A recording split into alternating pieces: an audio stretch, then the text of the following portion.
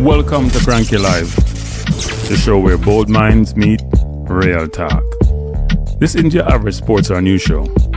It's where we break down sports, culture, and controversy with facts, fire, and fearless honesty. Here, truth cuts through the noise, and hype gets exposed. From football to track and field, from world issues to local debates, we ask the tough questions, speak without fear, and go deeper than the headlines. We don't follow the crowd, we set the trend. While others recycle the same tired takes, we bring fresh insight, unfiltered analysis, and bold perspectives. No echo chambers, no puppet talk, just real conversation for people who think for themselves. Listen with your brain, not just your ears. Think critically, question boldly, and speak freely. This is Cranky Live, where reason rules the mic and truth always win. Come on, let's get into it. Good night, good night, good night. How's everyone doing out in YouTube land? Bless up, bless up, bless up. One to my screen star. How you guys doing? I'm trying to do something on my iPad and it's not working well. I know something to my picture, but good night. Thanks for joining the Cranksman again as we go through some sporting update. I'm trying to set something up here, people. My thing is not working right. Not sure what's happening. I have to use my iPad now because we can't just do up. Anyway, I get into it. I have a full agenda tonight. Number of things I want to talk about. Should be a good show. Seems like it's a busy evening. I just got a text from somebody. Somebody is being, what is it, being sued or something? Hey, things happen. But we have a full agenda to talk about. Enough topic, and I'm having some throat problem. I know what's happening to me, people.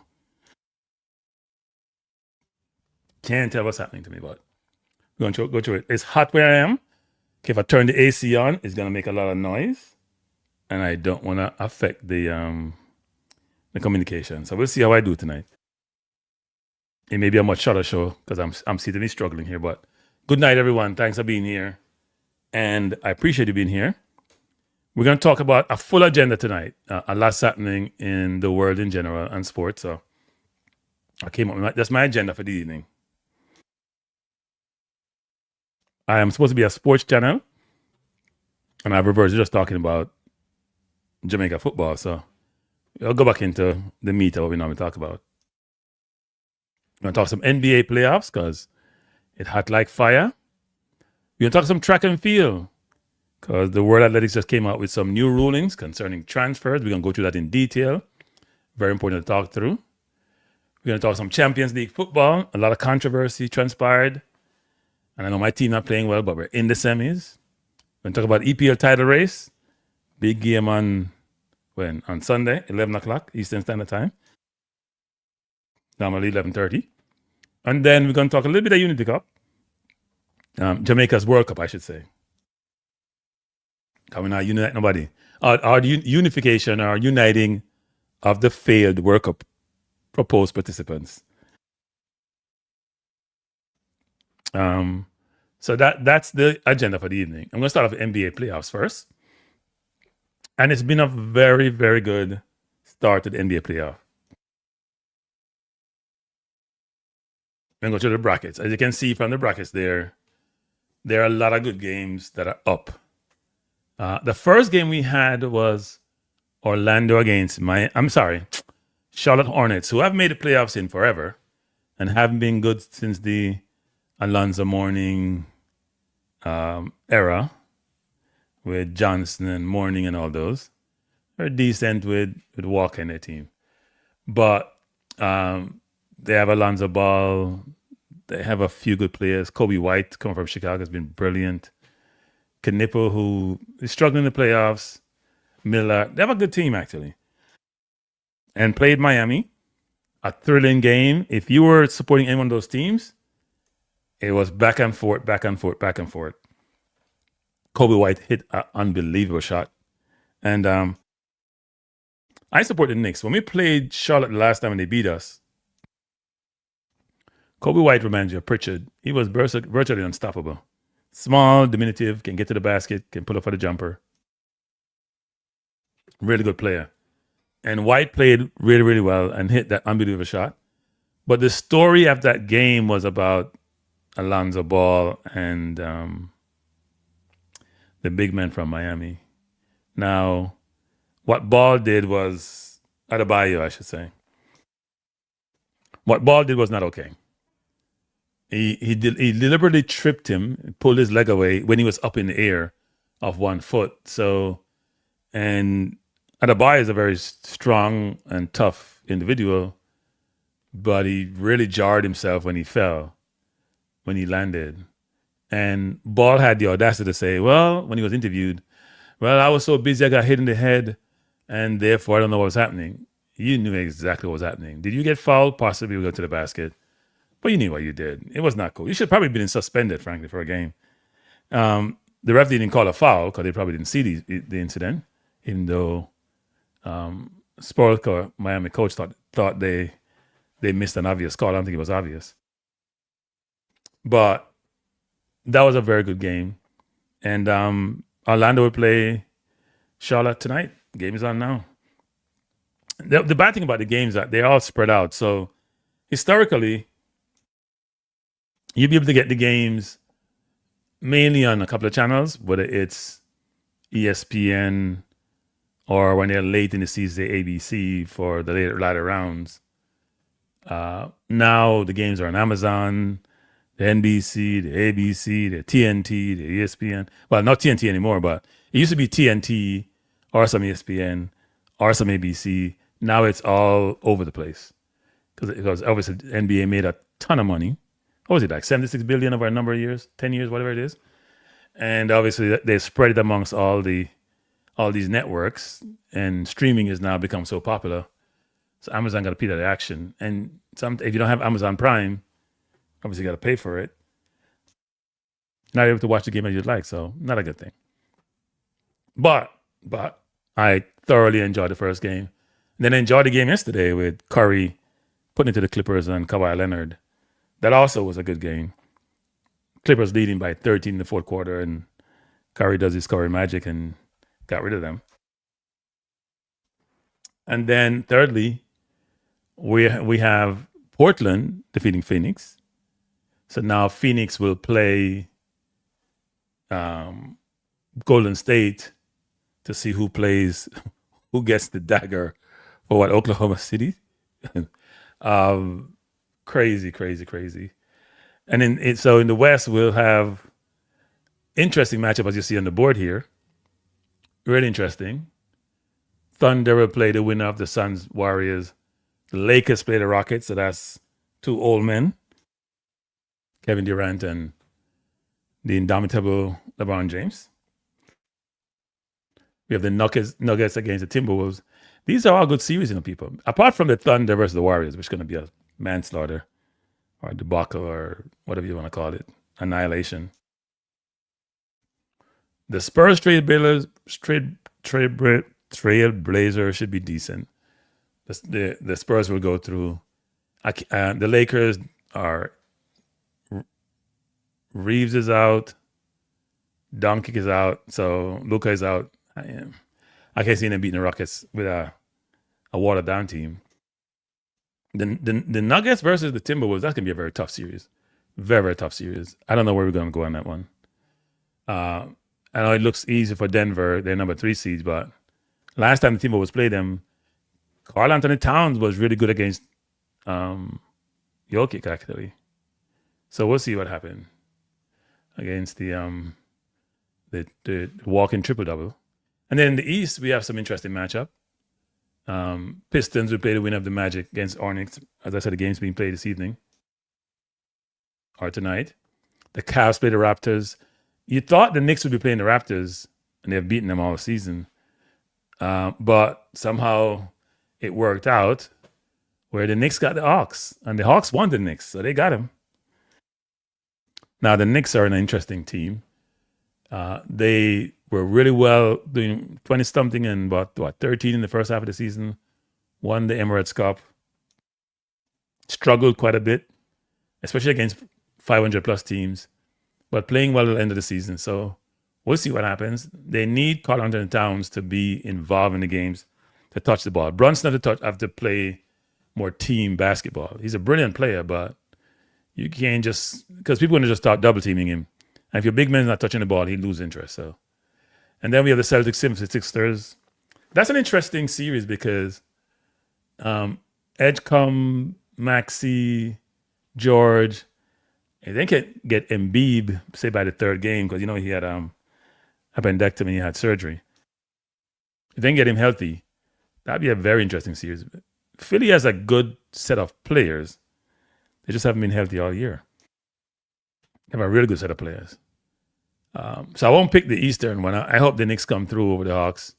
And then they get the win of the Celtics 76ers series, which is going to be really interesting for the Knicks, actually. Bless up, Michael Gordon. How you doing? It's going to be really interesting. So that's the basketball.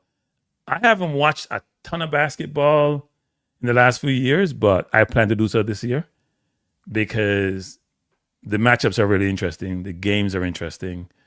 They're going to be very, very close. The competition is close. There is no one dominant team apart from maybe Oklahoma. And even the Spurs are their kryptonite, so it should be interesting. The Celtics getting Jason Tatum back should help them because Brown has been dominant this season. Let's see how they share that ball because Brown has been the featured player. So we'll see how it goes, but it should be a really, really interesting series. But that's the basketball. That's the basketball, which should be really, really good. What the hell? Good night. Good night. Hello, Yeah, who's this? MG from Brooklyn. Oh, how you doing? I'm getting ready to go into your favorite topic, track and field. Okay. You're live on Cranky Live, right? I was hoping that I am. Good to know. I am. All right. So let's jump. So this is who's speaking? Who's speaking? MG from Brooklyn. MG from Brooklyn. There's another MG who's a YouTuber in Jamaica, right? Huh? Hello? Yeah, there's another MG who's a YouTuber in Jamaica, right? No, Yeah. I didn't know that. Okay, Yeah. well, if you say you're MG, you got to be careful with such names. But we're going to talk track and field. We're going to talk about the transfers. Now, as many of you know, Jamaica had as many of you know, there's been track and field is not really in season, to be honest. We had the World Indoors. We have the Carifta. In season meaning we don't have any World Championship this year, and we don't have any Olympics this year, even though we have the World Relays that have been held in Botswana. So that should be good. Rwanda. Is it Rwanda or Botswana? I thought it was Botswana. I think it's Rwanda. Isn't it where Tobago is? You sure about that?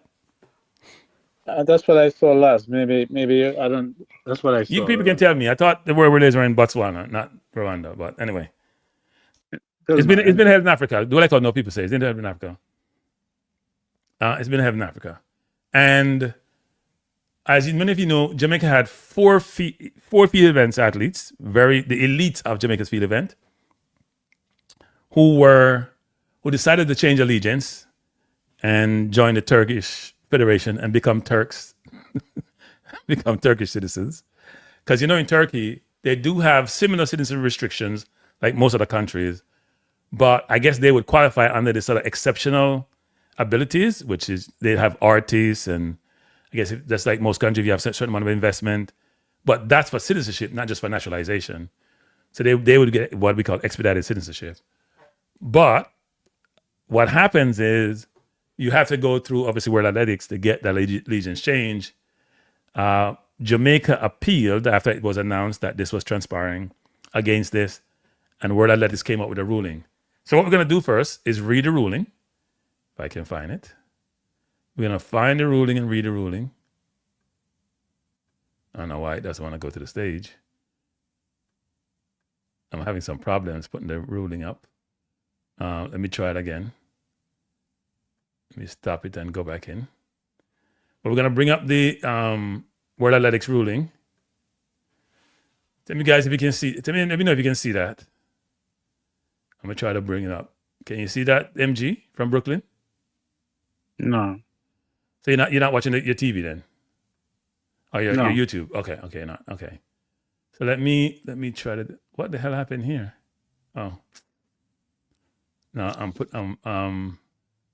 So this is the ruling right here. So World Athletics says this: the World Athletics National Review Panel has today refused the application of 11 athletes seeking to transfer their allegiance to Turkey. The athletes concerned are Katrin Amanagoli from Kenya, Rajendra Campbell from Jamaica, Jaden Hibbert from Jamaica, Brian Kibor, Kenya, Bridget Koski, Kenya, Nelvin Jepkemboy, Kenya, Favor Ofili, Nigeria, Wayne Pinnock, Jamaica, Roger Stoner, Jamaica, and Sofia Yukinshina from Russia. And it says, in its decision, the panel considered the approval of these applications would impinge upon and comprise the imperatives underlying the World Athletics eligibility rules and transfer of allegiance regulations. The panel found that the applications form part of a coordinated recruitment strategy by the Turkish government acting through a wholly owned and financed government club to attract overseas athletes through lucrative contracts with the aim of facilitating transfers of allegiance and enabling those athletes to represent Turkey at future international competitions, including the 28 Los Angeles Games. Given the common features across the applications, the panel assessed them together and determined that such an approach is inconsistent with the core principles of the regulations. These principles are designed to safeguard the credibility of international competition, encourage member federations to invest in development of domestic talent, and maintain confidence among athletes that national teams are not primarily assembled through external recruitment.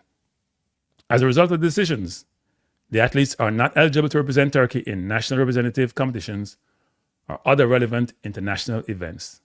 The panel noted, however, that this does not prevent the athletes from competing in one-day meetings or road races in a personal or club capacity or from living and training in Turkey. World Athletics transfer allegiance regulations govern the conditions under which an athlete may represent a member federation in international competition. While citizenship is a starting point, additional criteria are applied to ensure a genuine connection between the athlete and the country they represent, and to protect the integrity, credibility, and development of the sport globally. The National Review Panel is responsible for determining applications relating to athletes' eligibility and transfers of allegiance in accordance with these regulations. So that was World Athletic, and I probably should have rolled this up. That was World Athletics, I should say, and their perspective on this. I'm sure we'll get a lot of comments on this. And what is your thought, MG from Brooklyn, on this? Well, my opinion from long ago, a lot of people disagree. Most people disagree with me. Is that I don't think you should represent a country unless you were born there. The exception of you having your relatives that are from the country, okay, we probably can work with that. But just straight out buy somebody from another country to represent your country in whatever sport, I'm not agreeing with that either. However, I can't blame the athletes for trying, because at the end of the day, it comes down to everybody want better and financial better for themselves. So I can't blame them from trying, but I think they did the right thing in with the rules and regulations that they set for that. However, that is not the same rules and regulation in the soccer world, is it? In the football world, you have to get citizenship in the sort of traditional sense, whatever way your country does it. And you does have some restrictions in your ability to play for another country. So for example, if you are a football player and you're over 21 and you're getting capped in an official FIFA game, that's it, you lose your eligibility. And if you're under 21, and you play 3+ games, then you also lose your eligibility if you play at the senior level in official FIFA sanctioned games. So, for example, in this region, if you play Nations League, World Cup qualifiers, those are official games. Any Copa America, if you play one game when you're over 21, you automatically came to another country. Or if you play 3 games under 21. So it's pretty restrictive in a sense in terms of you not being able to flip allegiance from one country to the next. For example, Pinnock and Stoner and all of them, they have been coming for Jamaica for a little while now. And they still want to change allegiance. So, You wouldn't be able to do that if you go, for example, World Championship, Olympics. If you were to do that, there would be a soccer equivalent of, say, the World Cup or a competition sanctioned by FIFA. You'd be restricted from changing allegiance. It to me take away from the meaning of the Olympics, which is a rivalry from country to nation to nation. And like I said, there's an argument on both sides. I can argue that it take away from that, but then the individual athletes can say, well, financially it's a financial upliftment for me. So there are arguments on both sides. Totally agree, and I'm gonna go through. I am gonna be my own lawyer, both the defense and the prosecution in this case. I'm gonna go both sides tonight. I'm gonna sit on the fence and talk on both sides of it in terms of how I view this matter. I know there are a lot of people who have been coming out in the public domain, some of them in Jamaica who are prominent channels and talking about this, and they're on the side of the athletes, as they normally are. But there's 2 sides to every story, sometimes 3. And I'll go through both sides. Okay. All right, so. Anything else on this matter from you? No, sir. I'm sitting and listening. So. All right. So over the past decade or so, or even longer, international track and field have shifted from a system that are rooted in national identity to one where you can be influenced by global movement and financial opportunity, especially financial opportunity. Countries with greater resources, the richer countries, they started identifying elite athletes from talent-rich countries. Say, the example, Jamaica and Kenya. And I have the list of the athletes on the screen and their achievements so far at the events they compete in. I spent some time putting that together, all 11 athletes. One of them are Russian, by the way. But we know Russia can't compete in international events because in war in Ukraine, they got banned. So, and what they have done is they have fast-tracked some of these athletes to citizenship, provide them with financial incentives and access to better training environments, take care of their family. In fact, while they were done within the rules, this became a pattern. Instead of going and developing their other activities, like in Turkey, for example. Mark, mute your phone, Mark. Mr. MG, mute your phone.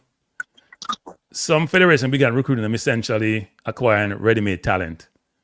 And this is very prominent in the Middle East, for example, with young African footballers. Because sometimes people believe the kids who play for like UAE or Saudi Arabia may come from those countries. Sometimes they don't.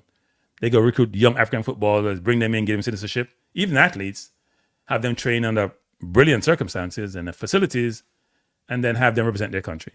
Because they don't produce their own athletes, or the athletes may not have the physical attributes to compete on a global basis and a competitive level. Now, this tipping point about this whole thing came to a head when these 10 athletes were being pursued. The Russian athlete probably just got added to the list, but the main 10 athletes you see there, the 4 Jamaicans, 1 Nigerian, and the rest are Kenyans apart from the Russian athletes. That came to a head when the Jamaicans were recruited. I know Jamaica filed a grievance with the World Athletics, and the decision came down. World Athletics, as I read before, came down with their ruling, denying these athletes the ability to transition because they recognize there's a loss of national identity. It makes competition a bit unfair. It's talent drain from smaller nations and potential exploitation of athletes. And I say this is a larger issue, global issue. You know, we hear some person who is the president of the United States talk about SO countries and these countries that are challenged in a lot of different ways, including financially and all the other aspects of what runs a country. But what these countries do, whether it's the European countries or countries in North America, Canada, the US, they'll take the best of whatever discipline there is from those countries in their country. And individuals are thinking about themselves and their family in terms of their improvement. They will migrate because, at least financially, even otherwise, they're going to generate revenue for them and their family.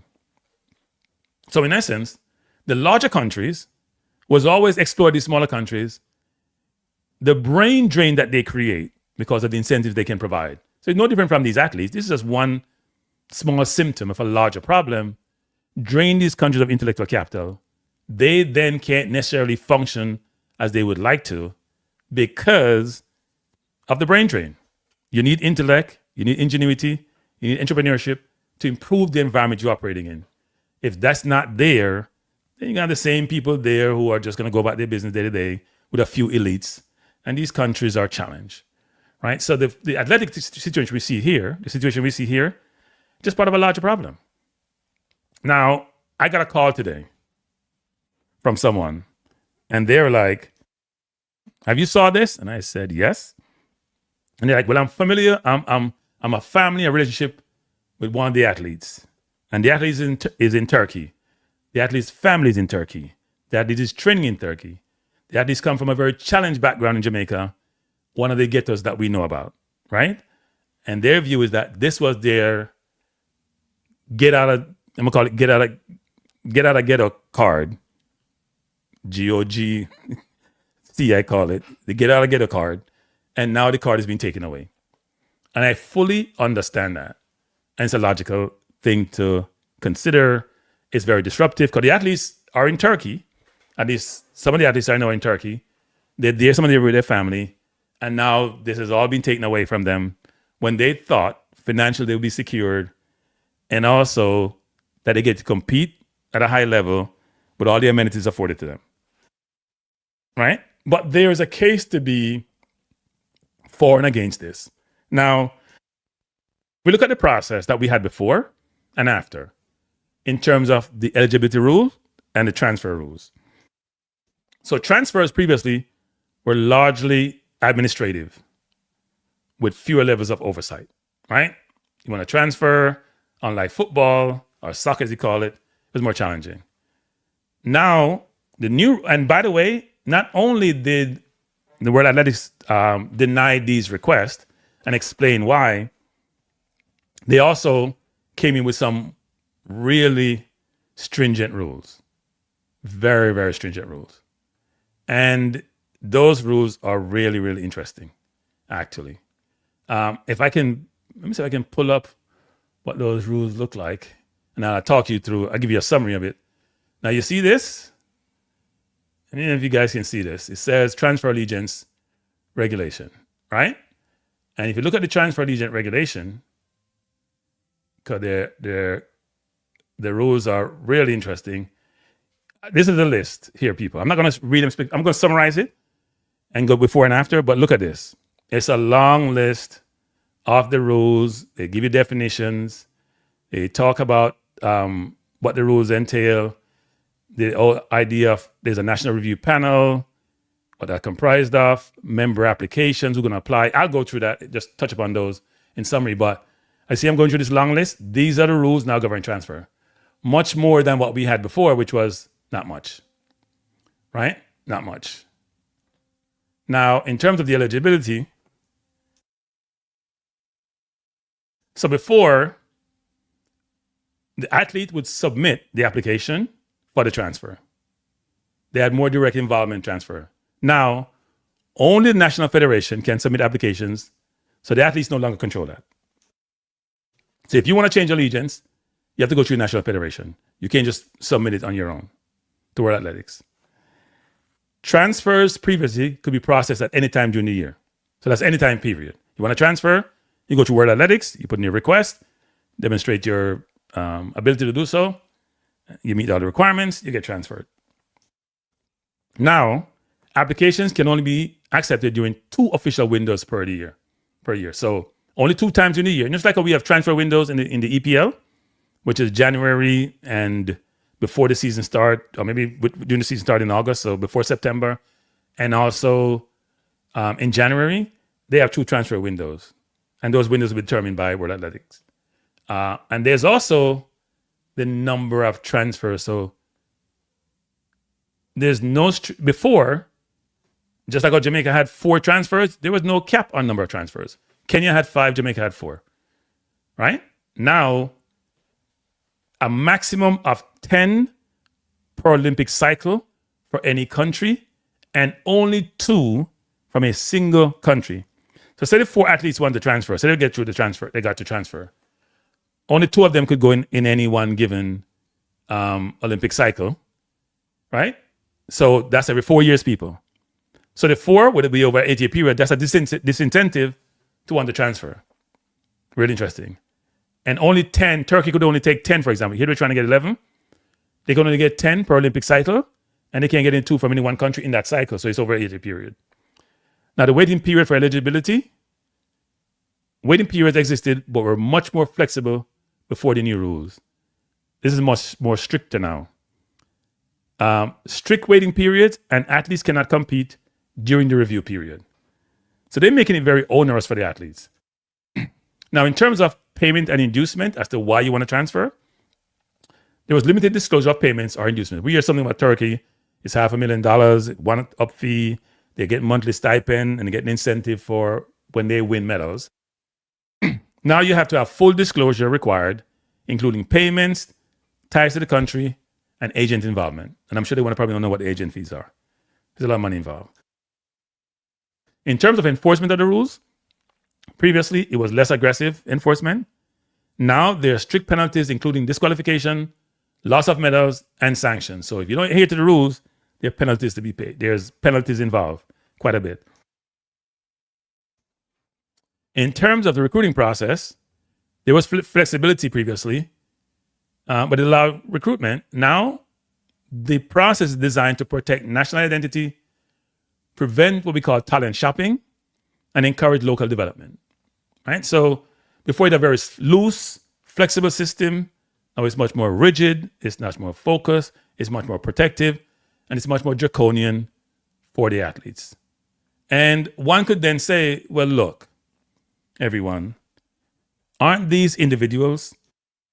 Why would you allow a doctor who's probably trained in Jamaica or a teacher to migrate to the US and sell their service to the highest bidder, go to the Middle East, wherever they want to go?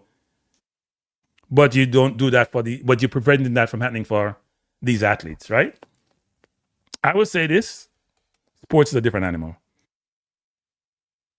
If you look across the globe, sports are very restrictive in terms of the ability for athletes to move from place to place freely. Very, very restrictive. And people don't seem to realize that. Extremely restrictive. And just think about the NBA, for example. Right? If you look at the NBA, if you're leaving college, you can't just go to any team and say, you know what, I'm going to go to the New York Knicks because when I was growing up as a kid, I loved the New York Knicks and I want to play for them. That's not happening. That doesn't happen. You have to fit into, because they have in the US what they call antitrust laws, which is the system is set up to prevent monopolies. The NBA is a monopoly, NFL is a monopoly, but they have exemptions to these rules. So they get exemptions. So they actually restrict your ability, what they call your ability to trade, are restricting your trade. And this has been draconian for these athletes. So if you think about football in Europe, for example, you can't just go from one team to the next. If you play out your contract, become a free agent, you can. But most time people are locked in the contract and you can be traded like in the slave trade. People buy and sell players, right? They do it in the US, they do it in Europe, they do it in Jamaica. So athletes don't have that same freedom of movement that people are saying that they do, or that people think that they should have, because it's their services they're providing. And it makes it difficult for those athletes. And it's unfair to the athletes, to be honest. Very unfair to the athletes. But that's how life is. Now, if we think about the situation right now and the athletes, think about it from an athlete standpoint. You work really hard. The federation probably can't provide it. Jamaica don't have the money to support these athletes. It just doesn't. And one could say, well, isn't it unfair for the federation to prevent these athletes from moving? So I'm going to do I'm going to do the case for and against. I'm going to take some comments in the comment section first. Then I do that. Mr. MG, you have any comment before I move and jump into that? Yes, I have a question actually. Yes. So after all this that you have read and all the understanding of what these new rules are, what's going to happen to these athletes now? They cannot represent Turkey. Cannot compete for Turkey. Yes. Ever, or is there a waiting period, or completely ever from what you have read now? They didn't say for these specific athletes because they deny them. I would assume that they have to fit into the new eligibility rules in terms of the Olympic cycle. That's what I would assume. They deny them, right? So the question is, why did they deny them? They denied them because they're saying of the reasons they gave, which to me is a little bit iffy, to be honest. Because if the rules allowed it, then why you deny it? But if they have to take a stand, the question is going forward, do I then go through the stringent rules that you have now? And can I satisfy those rules in the Olympic cycle that you're mentioning? And only 2 Jamaican athletes will be able to satisfy those rules, right? 2 of the 4, frankly. So in Turkey, we'll have to pursue the 2, substantiate that they meet the requirements under the new rules, and then obviously pursue those 2, I would assume. Okay. Well, I guess it's a wait and see what's completely going to happen. Yeah. Okay. So for now, it's back to the black, green, and gold. Well, it appears that way. It doesn't preclude them from competing. It says that, right? They can compete in any event, not representing Jamaica right now. That's a little bit messy. It didn't come out and clearly state. I have to look at those rules again. Clearly state what would transpire, actually. Right? It didn't come out and really state that, which is really interesting, actually. They have to go back to their home country. The question is, what does that mean? Huh? The last question I have is, do they have is there room for an appeal, or this is the final? Yeah. No. It's never. No. They're gonna be big lawsuits. I mean, they already talked about that, right? They're gonna be lawsuits, and normally what happens is, I don't think it's gonna be the final situation when it comes to these athletes. What normally happens is, in Europe, they probably go to some kind of arbitration panel. It may be written into the requirements of athletics in terms of appeals, and then some independent party will adjudicate this and made a final decision. So no, the athletes will sue. I mean, Turkey will be involved. They probably underwrite this suit, but they'll sue. Yeah, definitely. So it's far from over. And here's my problem with the whole decision making. I understand, and I'll go to the what I call before and after, which is the for and against this ruling. But I don't believe if you have a rule in place, I satisfy the requirements of the rule, because what they're saying, I don't agree with them. And then when I satisfy it, you then change the rules, but you make it retroactive, or you apply it to me. They should have agreed to do this first and then say, going forward, prospectively, you have to follow these new rules. You can't make the rules up while I apply and say the rules apply to me. That doesn't make any sense. Yeah, I agree. Right? That's not how rules work. Normally, you grandfather these people in, and then you make the decision. But I think Jamaica's case, and look, people, Jamaica is very influential on the world stage when it comes to track and field. The Caribbean is. You see, Lord Cole is in the Caribbean at the character game at Champs, right? And he runs that organization, frankly. He's very influential. So I'm sure they have his ears. And it was also interesting where it's the more developing world, which are being affected by this materially. It's not the major countries, right? This is not a US or Canada or any European country. This is Kenya and Jamaica with one Russian athlete who normally can't compete anyway. So, yeah. Now, let's go for the for and against, right? Let's go for the for. So let's say the athletes should transfer. What are the key points?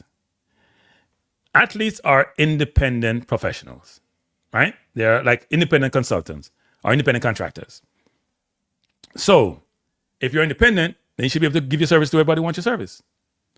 So just like any other job globally, if you're an independent contractor, and track and field is different from football and basketball. Because in football and basketball, you have a contract with an organization. Now, before you get the contract, you're restricted still. So let's not get it twisted. Before you have that contract in the NBA, you can't go to any team in the NBA unless you go through the NBA process and you're going to have to get a contract. So it's like a forced contract. But it's a very lucrative forced contract. In a normal working world, you can go to any company, you have a contract with them. In the US, practically you're employed at will. So they fire you anytime. In London or UK, you have a contract with most of the jobs that you're doing, right? So the athlete should be able to choose the best opportunity. You cannot preach that people are free and then you restrict their movement. So that's one key point, which is freedom of choice. The second one is the financial reality, which frankly, for athletes from the developing world or poor nations, that's the key. Not all countries support athletes equally. Some athletes struggle despite having elite talent, right? Because especially field events athletes. It's one thing to be Seville or Kishane, and when you run, Nike want to sponsor you, Adidas want to sponsor you, Puma want to sponsor you, and sponsors outside of those want to sponsor you. You make a lot of money. When you're field events athlete, which are not the more popular events, so you're not as well known, it's much more difficult. So if you're Hibbert, Stoner, Campbell, it's a little bit different, right? Switching country, if you need to switch countries also, you're going to Turkey, as I'm hearing, you get an apartment, great training facility, you're treated like royalty. It's a much better situation. You have better funding, as I mentioned, better facilities, better exposure. A whole country will get to know you, support you in all way, shape, or manner, especially the financial benefits for you and your family. And if you come from some destitute neighborhood, as I mentioned before, the call I got today with somebody who came from one of the more challenged neighborhoods in Jamaica, and now the family is going to be set for life and it's taken away, it's a very heartbreaking situation. Athlete's career also are very short. Your peak window is 48 years, right? If you're a track and field athlete. And the waiting period that's going to be put in place now of 2 Olympic cycles, so the 4 athletes couldn't move, it's an 8-year period. So that's meant to deter you from doing it. Now think about it this way. If you're competing for Jamaica as a track and field athlete, your place in that team is not even guaranteed for you to run the individual event. Imagine you're a female athlete with all these new kids coming through, the Clayton twins, you have Douglas, you have Jackson. It's only 3 places, and you may have 6, 7 exceptional athletes. If you're at the 3 places, all you can do is run relays. Doesn't mean you can't compete individually in Diamond League and all that, but you may not be able to compete in the Olympics or the World Championship because there's so much competition. You can take your services to Turkey and become a star and even defeat these competitors in those events. So that's a positive for you in terms of you may not have the same competition at the country where you go to. More than likely you don't. That's why they're giving you all these incentives to come. So you have a better chance to make that team than if you stay with your home country. Now, in terms of global sport and global movement, coaches move, clubs recruit, athletes train abroad. So why wouldn't you allow the athletes to move? Right? That's the rationale for the athlete. It's not only financial, there are other incentives as to why you should allow the athletes to move. Now I'll go against. Go ahead. You're saying NG. You just said it's a key point though. You said clubs, not national representatives. A difference. Clubs move, coaches move. Yes. And look, the country thing is a little bit different than it is for clubs or for other organizations or for the individuals. It's a little bit different for the country. Now, if you're saying, look, I'm against this, and what are some of the reasons you can provide why I should be against this? The core argument is this. International sport, representing your country, is an identity, it's not a transaction, right? So national identity does matter. Representing a country should mean something, not just who pays you. So for example, people, suppose we're watching the Olympics or the World Championship, and we see Pinnock and Hibbert and Stoner and Campbell win medal, gold medal, all 4 of them, which is possible given their abilities.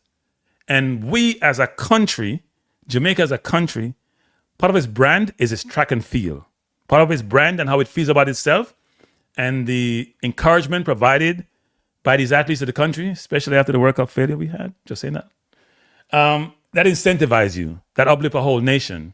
And now that's Turkey now celebrating, not Jamaica. Because when you look at that medals list in track and field, Jamaica is always up there. That's maybe 4 medals deducted from that. So national identity gets affected. Here's another issue. Wealthy countries, so you spend time developing your athletes. You put in program to have your athletes evolve, develop, and become world champions. And then someone come in and just buy them. By the way, you get no money for that. You get no financial reward, no resource. They just take the athlete, the athlete does benefit, but the country doesn't benefit. So you invest in these athletes, you get no return. If they move, especially Hibbert moving early. With a few more like Stoner and Camby, you've gotten some in Pinnock. But with Hibbert, who hasn't won an Olympic medal or World Championship medal because he's been injured, but he's that good, someone's going to benefit from all that hard work you put in. So it creates an unfair competitive field and an unbalanced playing field. As I mentioned before, it's not just athletics, but it's part of that whole process. The whole development ecosystem gets turned on its head. Why would I develop all this talent when someone's going to buy them? And here's another thing too, what World Athletics was concerned about. Why wouldn't it create a stampede of athletes who are elite leaving their country to go someplace else? If you are the Clayton twins and AAE is offering you $2 million each to come and run for them, along with a monthly stipend of $20,000, $40,000, $50,000, along with luxury apartment, excellent training facilities, brilliant coaches, brilliant medical, why wouldn't you go? Why wouldn't you go? So then Jamaica, which has developed these athletes with limited resources, now is not benefited from that, right? There's also a risk of exploitation. Athletes are sometimes promised money and benefits, and sometimes those promises don't materialize because they may get injured. It may be incentive-driven financial reward that they get, and if you're injured, you may not get anything. And the rules now are going to protect against lack of transparency, welfare, and create more accountability for the organization or countries which are trying to bring these athletes in. And if money decides nationality, then what the hell does nationality mean? Seriously. If I can just buy you, does nationality really matter? And for a country which always talks about local versus diaspora, I find this really interesting, actually, to hear some of these supposed experts and some person with a YouTube channel, their perspective on this. It's not balanced. We understand it from both sides. It is very difficult to deny the athletes their supposed democratic rights as independent contractors to change allegiance and to do their business for another country. It's very difficult for the country to see, I got this athletes from a young age. I nurtured the athletes. I gave them all the resources I could afford to give them. And then as they got to be a certain level, they just migrate someplace else. And we lose that benefit. Now, as I said before, this is not unique to track and field. In fact, track and field is just a symptom of a larger problem, which is the more developed countries with resources buy all the skilled individuals, or a lot of them, from the developing world. And what's happening is you have a small elite of people left in the developing world who are a lot of them very selfish, and a lot of brain drain affects that country to evolve, develop, and become more industrialized. So track and field is just a symptom of a larger problem. But I can understand the athlete side, which is this. I may come from a destitute situation. I can provide my family and get them out of poverty and myself. It may be a sustained situation where the financial rewards we're getting is so significant that allow us to have the lifestyle that we believe we deserve or we should get, given the skill set that we have and the elite talent that we have. And therefore, we should be afforded that ability, afforded that opportunity to maximize our talents and the financial rewards associated with such talents. So, any other comment, MG, before I leave this topic? Yeah. Since the World Athletics body wants to institute stringent rules on this,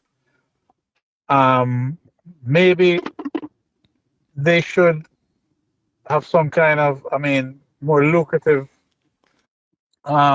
financial benefits for athletes that perform well. That might help the athletes to have some some money in their pocket to deviate them from trying to make that move, to make money to better their lives. You know? Well, here's the problem that we have, right, in track and field. It's not as well supported as other sports, right? Now look at what Michael John's trying to do with this whole track and field series that he had, and it bombed. A lot of athletes weren't paid. It defaulted because it didn't get the support both from the media and or from the attending audience for these events. So the event doesn't garner the support that it needs to, except every 2 or 4 years with the Olympics and the World Championship, even though you do have the Diamond League that allows you to generate the kind of revenues that you need to sustain yourself without taking a second job. So it's a difficult situation. There are no winners here. Very difficult situation. Yeah, there are arguments on both sides. There's an argument on both sides. Yeah, I mean, think about it, everyone in the chat. So we watch the Olympics. We are so proud of our athletes and their achievement. The concept of look at what Talawa, the concept of, you know what? I was speaking to somebody, what's his name? Lee, he has his channel now. His name is escaping. He was on my channel. I interviewed him. And he and Minzy, who also runs a track and field channel, well, he runs a lot of sports, but track and field mainly. I was saying to them that per capita, Jamaica is probably the best in the world when it comes to, say, track, for example. And they weren't having the per capita argument. I was saying Jamaica overachieved. They're like, no, we don't overachieve. We do what we do. That sense of arrogance, I call it, that, you know what? A country of, say, 3 million, if you want to call it 6 million globally, it's not really 6 million globally because a lot of the athletes will compete for the country where they're residing in. So this is more probably like 3+ million. The Jamaica has 2.9, can produce athletes every single year that compete at a world level. That is unprecedented for a country that size. Yeah, I mean, unprecedented. Think about it. Which other country has 3 million people can compete with a country like the US has 330 million? Or India will have 1.4 billion, or China have 1.5 billion, or England have 66 million, right? Which country, US is what, 100 times Jamaica size? England is what, 20-something times Jamaica size in terms of population? Right. You know, other countries, Nigeria, what, a few hundred million? So it's unprecedented for a country this size to keep producing world-class athletes at such an elite level. And so the Jamaicans take a lot of pride from that. And they give Jamaica the global brand and notoriety, which is not afforded other country. That's why countries want to buy these athletes, because it gets your name there on the world stage. There's some countries people don't even know about in the world that have bigger population than Jamaica. And Jamaica is known because of sports and also music and also its people, because they're enough.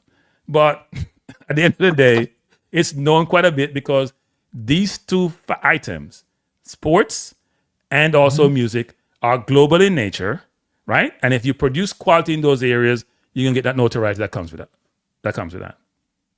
Yes, Leighton Levy. Sorry. Thank you, DC. Huh? Say that again, MG. I said that's accurate, but I want to make one last point. When I said I don't really believe in somebody representing a country that they weren't born in, or for at least have some kind of DNA affiliation. Yeah, heritage. Yeah. Okay. Yeah. Right. Okay. So people say to me, well, the country's small, so you can't expect them to be good as the other country that the US have almost 300 million or whatever the population is.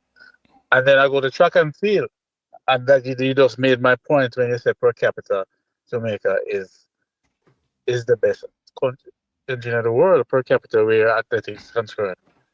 Track and field is concerned, or mainly track, I should say. Yep. But now it's track and field, because I would feel athletes now. Yep.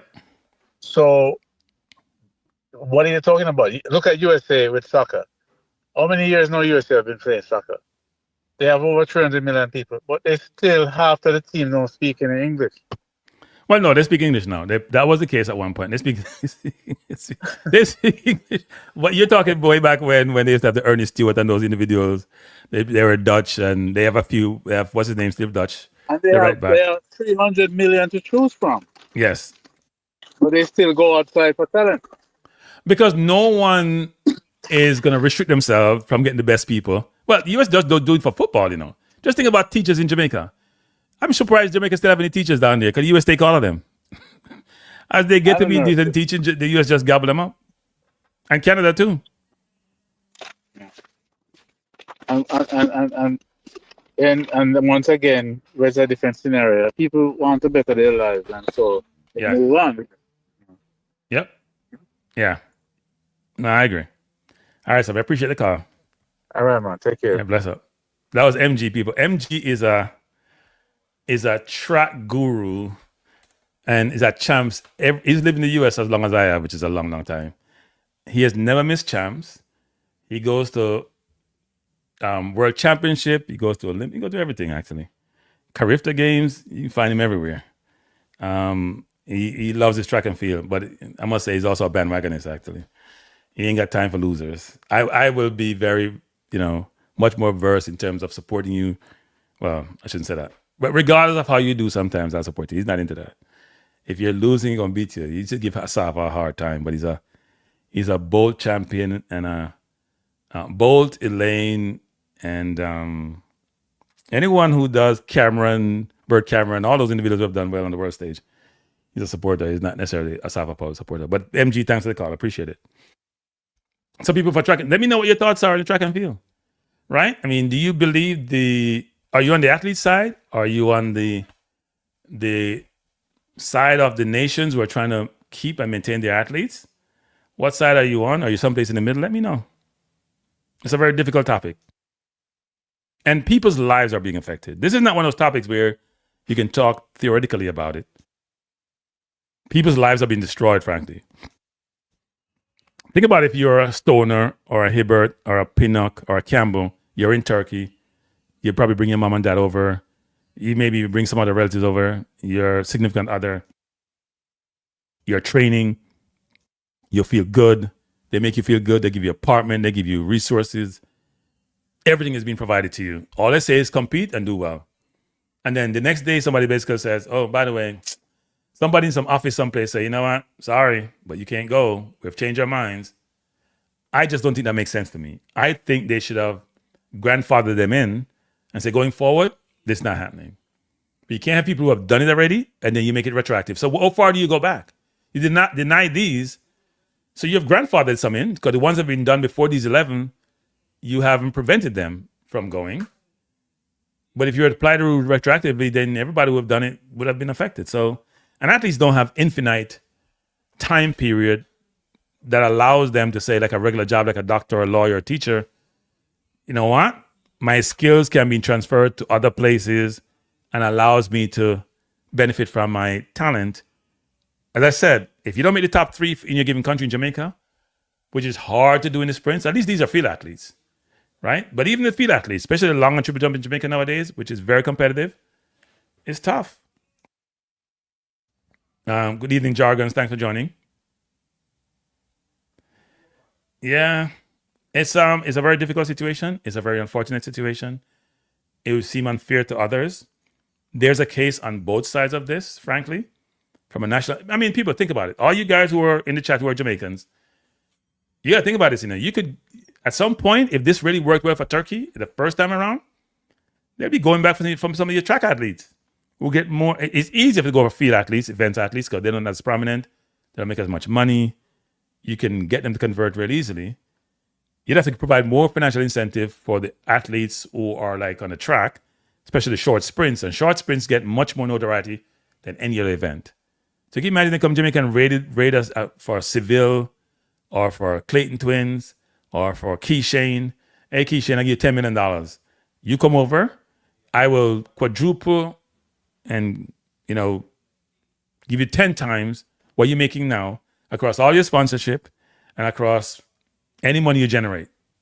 He'd have to think about it, regardless if we run for Jamaica already. So I do think on both sides of the equation, one can understand why there's such concern. And if you are from a country, a smaller country, you're St. Lucia, for example, they have the Olympic champion.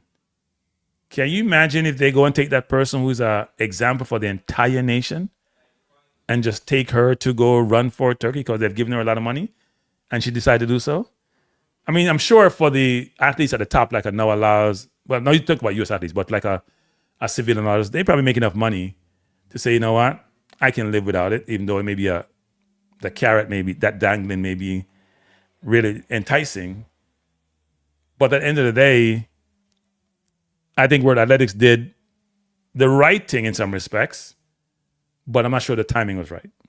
And the rules are a little bit draconian. They could have made the rules a little bit less toxic.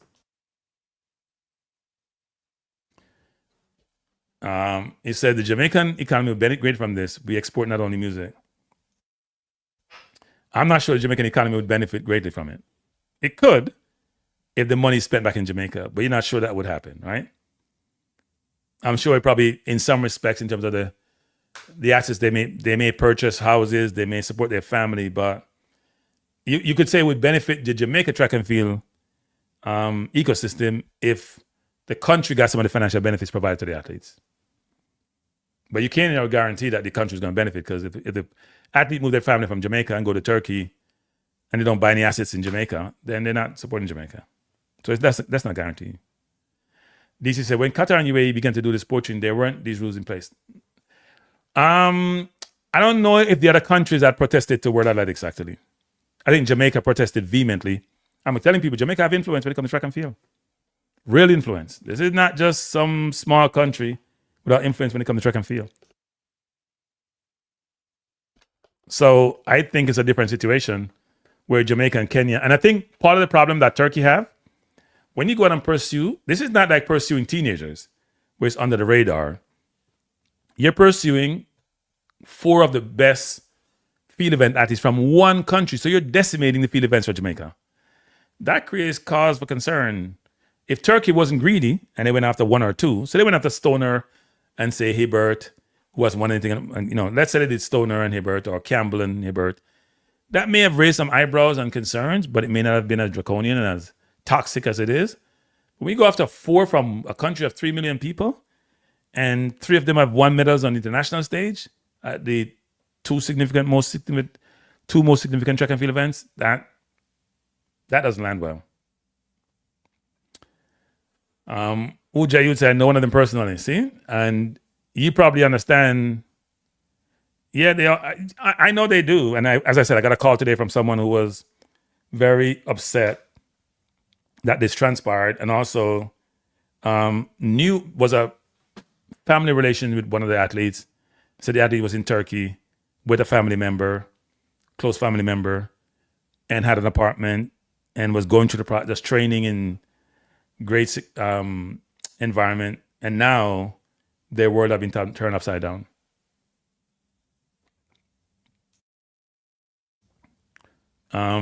What is your stance? Because are you all over the place? Maybe you weren't listening. What I do here, people, my stance doesn't matter. I gave you both the for and against. That's not all over the place. You may think all over the place. I don't think all over the place. I said, here is the rationale as to why the athletes the objective and why the athletes desire should be satisfied. And I said, here's why, from a country and a nation perspective, what's their case. So there's a case for and against. You may not like the case against, because you seem to be going for the athletes. I can't help you with that. All right? I'm on nobody's side. I see other people picking sides. I don't pick sides in this situation. I understand both sides. If it was me, obviously I wanted to generate the financial interest and the benefits and resources. I would want that.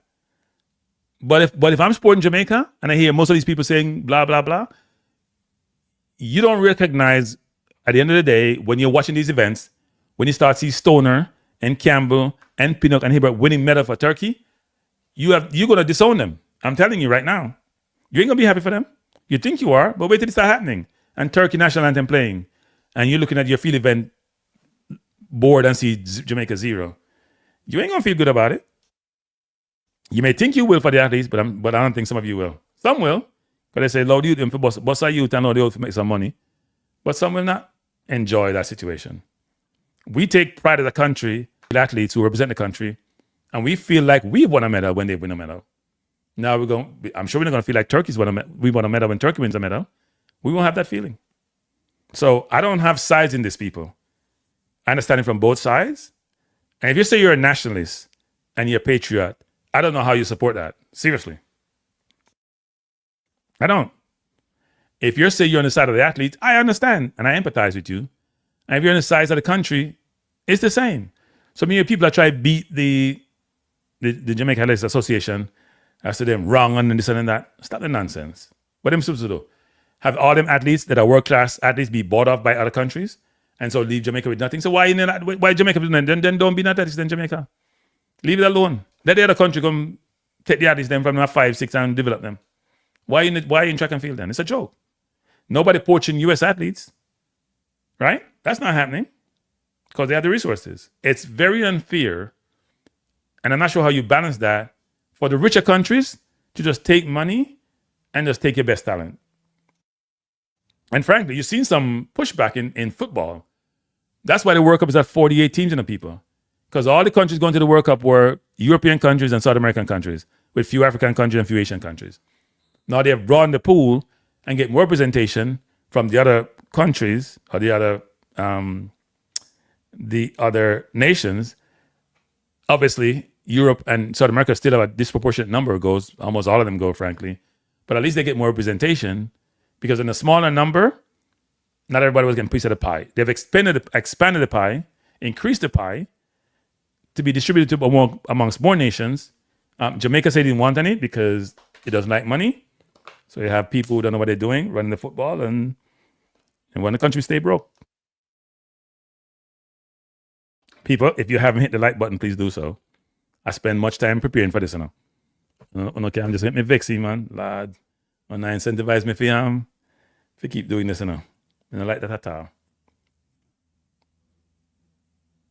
You're talking about some fairy tale patriotism thing. Okay, look, whoever you are, it's your prerogative. It's your perspective. Here's what we don't do really well as a people. We have this notion that you have to agree with me or else. Or I believe my perspective is so right and is so correct and is so righteous, it's only the right answer. And if someone have the audacity to disagree with you, if someone have the gumption to ever think about not agreeing with you, then they're going to get what they call a nonsense meter, or they're going to get disparaged, denigrated, belittled, then for go away. Whoever you are, I ain't that person.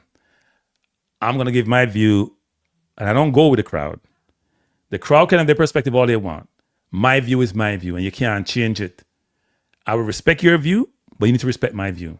If you can come on my channel talking about a fairy tale this, I'm all over the place, then me can tell you, go talk to somebody else, my view. Wrong person come talk to. Me have my view, you have your view. I respect your view. If you support the athletes, then I respect it. But don't disrespect somebody because they not support your view. That's not the way to operate. Then we all should live in this monolithic world where it's only our view count. That's not the way to live. Trust me. Carter said, that's why I'm for development of the sport as a whole. It shouldn't matter if the athletes want to switch because they keep for themselves. Most of the time, the J3 does nothing to help. But does the J3 have the resources to help, though? I don't think you guys understand what road you're going down, Because think about it this way. If every athlete wants to switch nation, and I'm sure they can get, you can go to New Zealand, Australia, all these other rich countries, and tell them I'm coming to come, put yourself out to the highest bidder. What happened to the smaller nations? What happened to the poor nations? And most of these nations, frankly, are going to be black when it comes to track and field, especially track. They're going to be black countries that are going to be hurting. Period. Ain't no Caucasian country getting hurt from this. The one Russian athlete you see there, Russia can't compete anyway, so what difference does it make? 10 of those athletes, of the 11 Turkey was taking, were black athletes, weren't they? 10. So it's the black countries, I'm going to call them black nations, are the ones that are going to be out of the elite athletes that's going to be prominent on the world stage. We get exploited in the 17th century, 18th century, 19th century, 20th century, 21st century. Right? I don't have a side, people. I'm going to tell you that right now. If you don't like it, I say me wishy-washy, be your business. Me not on our side. I understand both arguments, and they're very good arguments. It's like any case you'd go to court with.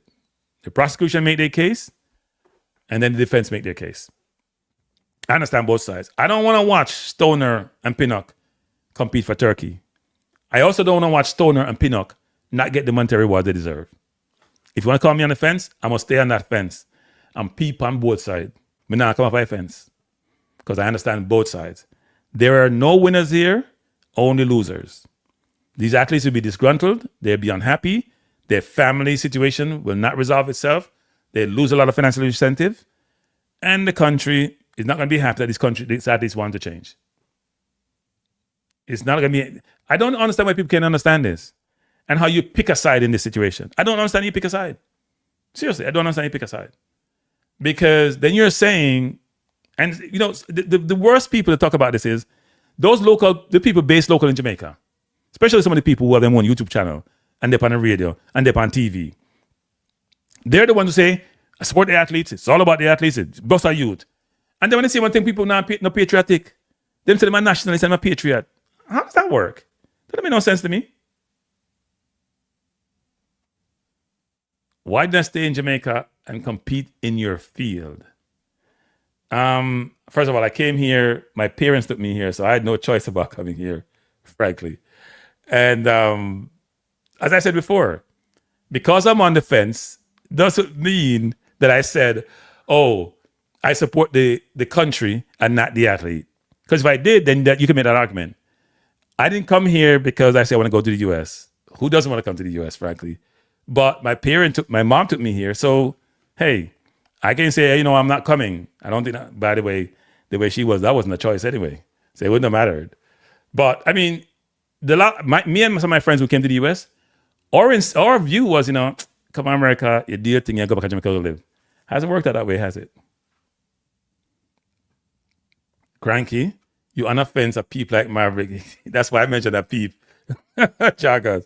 That's why I mentioned that peep. A peep. No, me on top of the fence. Can you not read the people now? If you have peep, you're on one side of the fence. So when I top of the fence, I look, now I'm peep. Now I'm peep. If 1 and 2 want to switch, but not a mass exercise. I remember when Oti switched. Yeah, but Ati did all the work. Ati switched when she done. Ati switched because she was disrespected. You remember we had a big thing with the Australia Olympics with Ati, and she didn't make the team, and they replaced. There was a lot of brouhaha about her replacing an athlete. I forgot the name of the lady. I think she come. Did she come fourth? And they made the team, and she thought she probably deserved a place, given her history with Jamaica and what she has done. And they did change the situation, but she left when she had done all her good work for Jamaica. So I wasn't use Ati and the changing of allegiance as any example, actually. Bless up, Wayne. How you doing? Thanks for joining. Carter said, all our top track and field stars switching and leaving us dry for Olympics. Yeah, I mean, I don't understand why people think you shouldn't be on the fence on this. I don't know how you can be over the fence on any side of the fence on this. Seriously. I can understand there seems to be a normal tendency to side with the downtrodden, I'm going to call it in Jamaica, if that's a little bit, lack of a better word, because they believe most of these kids come from difficult financial situation. And that's true. Now, here's the problem that arises. If these were track athletes, you'd probably be less empathetic and sympathetic because they have a chance to make more money. Field events athletes, it's much tougher. Now, I think people like Pinnock and Hibbert will make money regardless, but they won't make as much money as what Turkey was giving them, given the numbers that were being thrown out there. I'm not sure if those numbers are right. So at the end of the day, I understand both sides.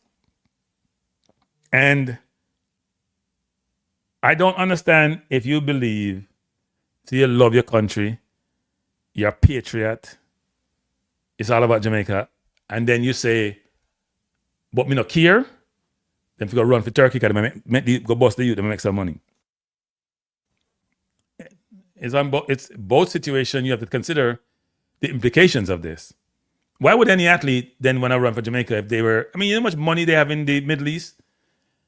I'm surprised they haven't gone to countries like Jamaica and give these guys that they gave to Live Golf all that money to go and run for them. I am shocked that they haven't done so. Maybe a little more difficult to get citizenship in the Middle East. They have a 5-year requirement. Even if you have some exceptional skill in Turkey, you get exempted for the timeline if you're like an artist or you have some special skill set. A lot of countries have those carve out and exemptions. But some of them is just for naturalization, not for expedited citizenship. in Turkey, and I read the rules today, was really interesting in terms of what that entails. Jason said, it is an international competition. Shouldn't the participants have some familial or residential connection? Well, a lot of countries, Jason, have these rules whereby you can be granted citizenship if you have some exceptional talent, right? In the US, for example, you can buy naturalization. If you invest, what is it? Like, I think Trump increased it, but like say $1 million and you employ a certain number of people, you can go through a naturalization process and become a citizen. In a lot of countries, you could buy citizenship in some Caribbean islands, like St. Kitts and all those islands at one point. You can do that in New Zealand. There are a number of countries who allow you to get citizenship through means other than heritage or being born there or living there for the residency period. And I read the Turkey rules today. They have the same traditional setup as most countries, but they also have a carve out for exemption. So it's interesting when you look at this and think about it, what it entails. And people are surprised that Turkey is doing this. You don't see Turkey as a country that would have the resources to do this, even though it's a I wouldn't call it a wealthy country, but because they always have hyperinflation, but it has financial resources. I'm a little bit surprised Turkey is doing this, but they see where they're trying to be more prominent on the global stage. And just like the people in the Middle East who have lived golf and start their own football teams and playing players ridiculous amount of money, they're going down the same route, except in a different vein, which is go World Championship, go Olympics, and try to bring athletes into that avenue and have them represent the country.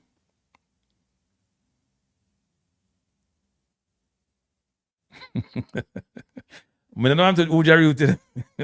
Uja Youth, can't help you. Can't help you. I'm gonna stay by the fence. I love the fence, people. It's the balance beam, and I'm very balanced.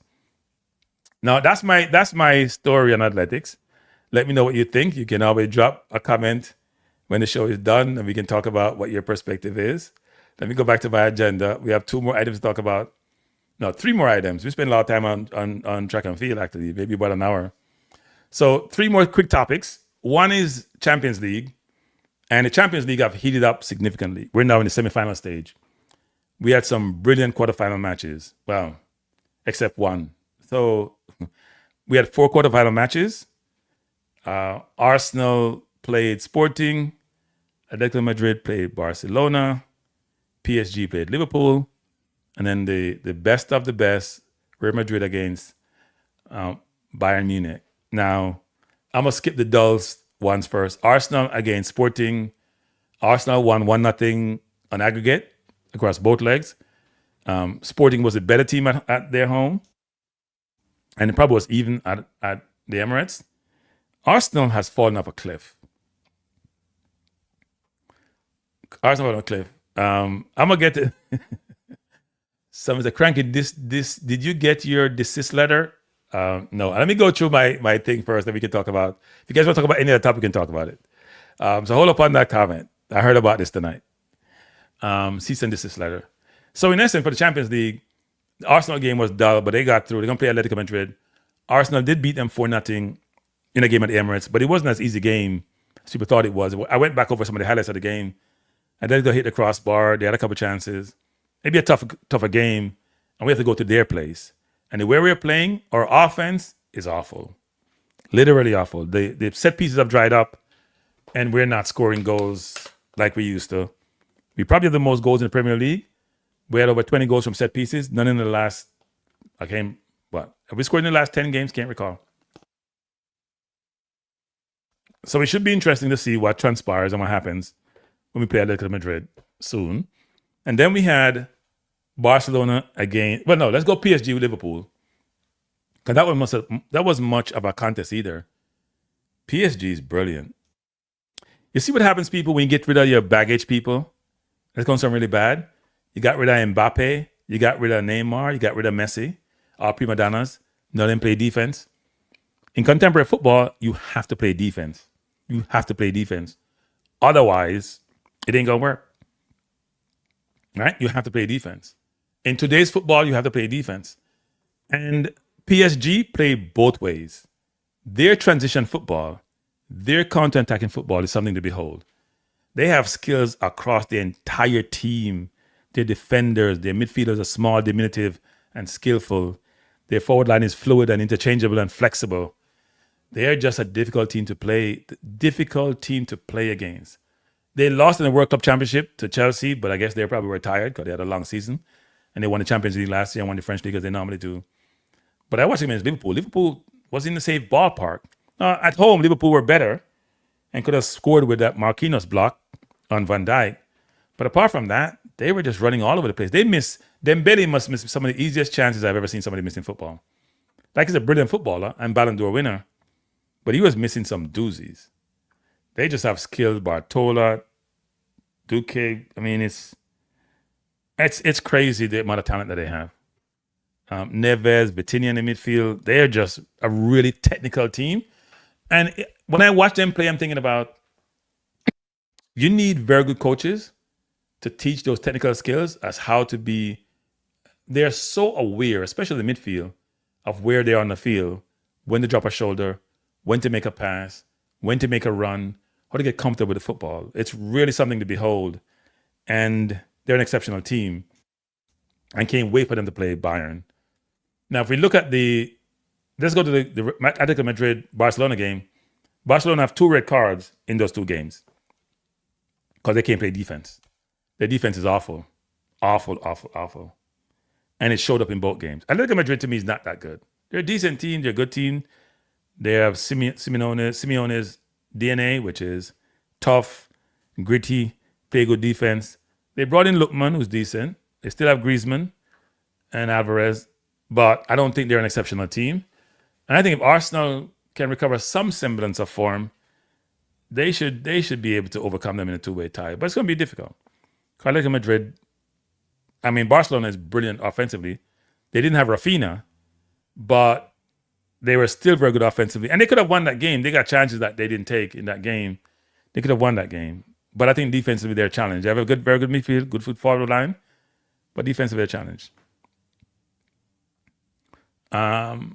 What else is there? So then we had we had Bayern and Real Madrid. So I'm watching the Arsenal game on my right. I'm watching the Bayern versus Real Madrid on my left.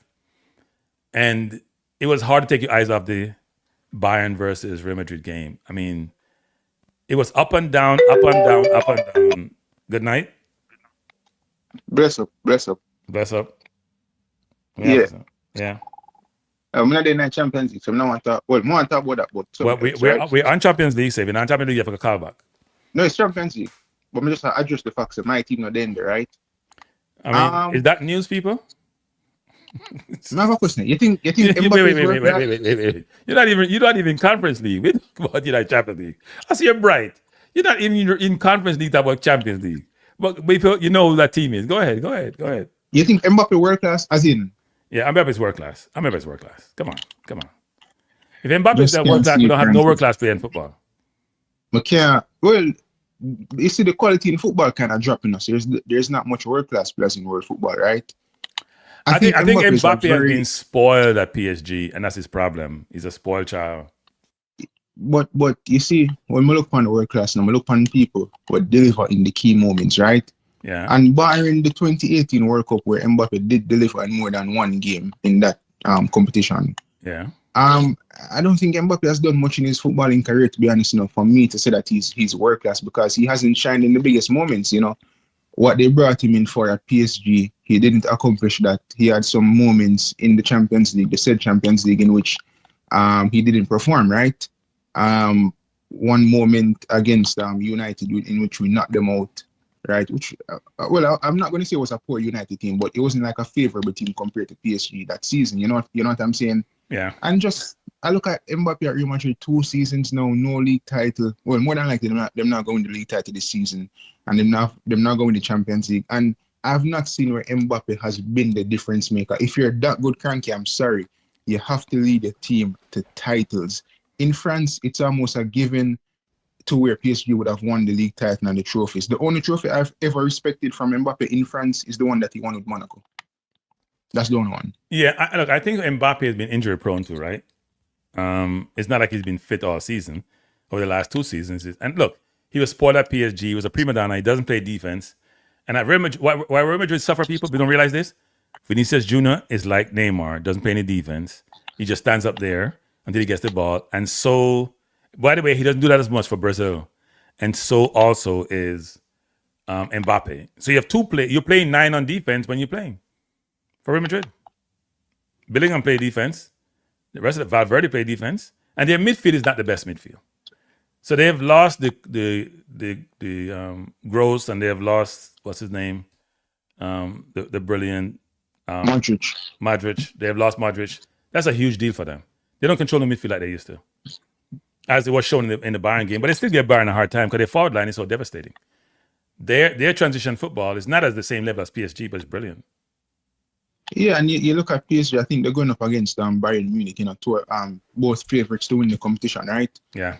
And, more than likely, if PSG get the better of this Bayern team, then more than likely they will win the trophy. And if Atletico Madrid go to the final against them, will PSG destroy them the same way or them destroy that good defensive team in Inter Milan? I'm not so sure. I mean, PSG, the thing with PSG were kind of impressed with Frankie is like they know when to turn it up. You know what I'm saying? Yeah. So that's what they've been brilliant at. So wait, you're discounting that Arsenal can beat Atletico Madrid? No, I think Arsenal can beat them, I'm just saying. I think if we get Timber back and we have Nketiah playing defense, our defense is very, very good. If they are playing at their top, we can stifle a lot of teams. Now, it's hard to beat PSG because they're so good. The same thing on the criticize speed for the same nonsense in our spew. You need to score goals to win a game. No, I totally agree with that. We have lost the ability to score goals because set pieces open up the teams for us, right? When we score first on set pieces, then they have to come play some football. Now that incentive is not there because we're not scoring on set pieces. The set pieces are not even being taken the right way. We're not going short on set pieces because we missed a few. We also are putting Zubimendi at the back post as the only person. He's 5'2". Like, we're not thinking to the set pieces anymore. We're all over the place on set pieces. And it's not working. But I'm not going to say about this Arsenal team, right? You see, you guys are at the point of the season where, as much as you would have liked to see good performances, Cranky, you just need to win games and you just have to find a mean to win a game. You know what I'm saying? Yeah. That same thing with the Premier League and the Champions League. You got the better Sporting, you never score no going to the second leg. But that's just football, you know what I'm saying? Maybe to an extent Arsenal is falling, but if you can just hang on for a bit more, then it will probably, or more than likely, allow you to win a trophy, Sometimes you win trophies through a season and you're not going to win it in the best fashion that you would want. Remember, these are not robots, and you guys aren't playing against robots. I think people don't factor these things in. You know what I'm saying? Yeah, so, no, I totally agree.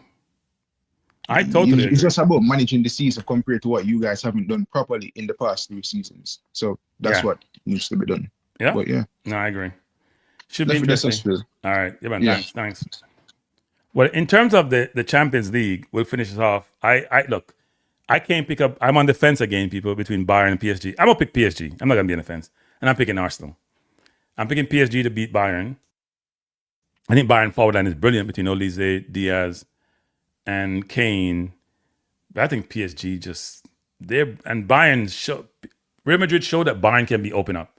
We beat Bayern 3 at our place. Real Madrid scored a bunch of goals at their place. Real Madrid was all over the place in Real Madrid. And also, Real Madrid had a red card at their place. That's where the game turned. So I do think that PSG doesn't seem to have any flaws. I think Mendes, or whatever his name is, the left back, got hurt. So we'll see what happens. Hernandez will coming for him. So it should be really interesting to see what transpires. Next topic, second to last topic, is on the EPL title race. I won't spend a lot of time on this because I may do a watch along on Sunday for this. I'm thinking about whether I should do it or not because it may not be pretty, but it's a difficult game for Arsenal. I was going through both teams, and I'm not sure Arsenal can get one player in the top 6 of both teams. So if I think about the forward and the midfield, Semenyo against Madueke, no competition. Haaland against Gyökeres, no competition. Doku against Trossard or Martinelli, no competition. So City cover all the forward lines. In the midfield, Cherki against Eze. You could make a case for either, but Cherki's been very instrumental, very skillful. Bernardo Silva against Rice. A lot of people say Rice, but in terms of creativity and all-around game, many could say Bernardo Silva versus Rice. Then in the 6th position, Zubimendi versus Rodri is no competition because Rodri's back to form. In the defense, I think Arsenal have a better defense than what they have. I don't think O'Reilly is that great. I don't think Casanova is that great. Mark Gay is a good player, but I think Gabriel is better. But he plays on the right and left. So, and Saliba is a Rolls Royce. And in the goal, it's probably the same in the goal between Raya and Donnarumma. Donnarumma may get the edge a little bit. Raya has been brilliant. Except Raya is becoming like Ramsdale. He keeps making mistakes, people. Keep throwing the ball to the forward to score, and they don't want to score. I don't know what the hell is wrong with him. If you do it against City, he's not going to leave that down. He's been doing this quite a bit nowadays. We play back the ball to Raya too much. We've recycled the ball too much, and in like 4 straight games, he's given the ball to the forward to score, and they haven't scored. It's ridiculous. Let's hope that change come Sunday. Boot the ball on the field. I don't care. Let them jump for the ball, and then we can go recycle the ball. I'm not into giving the ball to Ryan and he do something stupid with it and put us down by a goal. Because we can't go down by a goal to City. It's all over. Offensively, we are inept. I don't know why Arteta doesn't try Jesus outside and play on the left. Because between Martinelli and Trossard, both of them, waste. Not doing anything. Martinelli is great defensively and quick. If I was going to play Martinelli on my team, he has to play center forward instead of Gyökeres. He has to play center forward. With that speed and City's high press, you need somebody to get behind it. Gyökeres is a very good goal scorer. He can play in that space between the penalty area, right down the middle. Any ball that goes downside the channel is a waste. Can't beat a man. Control is not that great. Hold-up play is not great. Can't run the channels. Good left foot, good right foot, not that great in the air. It's not a good look. It's not a good look. So I'll say this, which is, I'm on the fence for City versus Arsenal. I'm not picking a winner either. The heart says Arsenal. The brain says, are you out of your mind? Have you seen your team play lately? Did you see City destroy Chelsea? Scored 3 and scored 6? You got beaten by Bournemouth 2-1 at home? You got beaten by Southampton 2-1 away? You drew with Sporting. You beat Sporting away by a last-minute ditch pass from Martinelli to Havertz? And then you play Sporting at home and you could have lost because they hit the upright? Like, what are you talking about? So, I don't know. We'll see. Hopefully the defense overcome offense and we don't lose. We can't afford to lose that game. So we'll see what happens Sunday. And then last but not least is the Unity Cup, which is Jamaica's World Cup.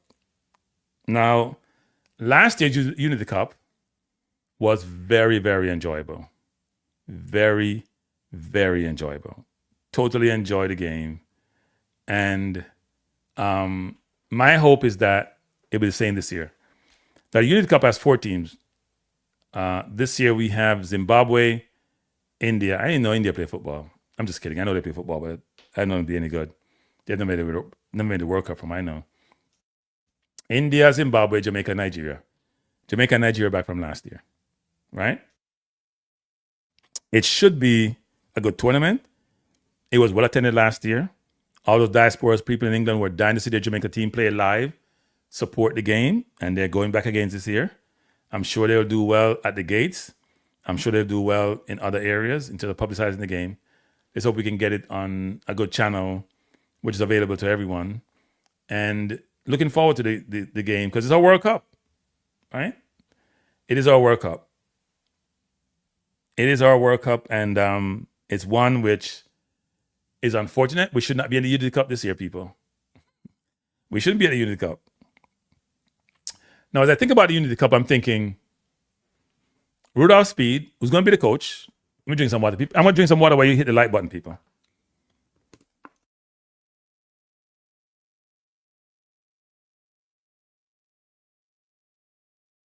Rudolph Speed, who should be the coach.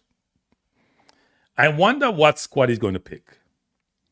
Because if I was Rudolph Speed, I would not include some of the regulars in this tournament. I'd be searching for those gems. I would bring back the 3 players who played against DR Congo because they didn't really prove themselves, to be honest, and give them more game time and see what they're really made of. And should they be in the squad going forward? 2 games doesn't do it, but it should be good. I would think that we'd go search for some other younger players who have either gotten their passport, or if the Unity Cup doesn't require you to have changed allegiance, but you're on that route.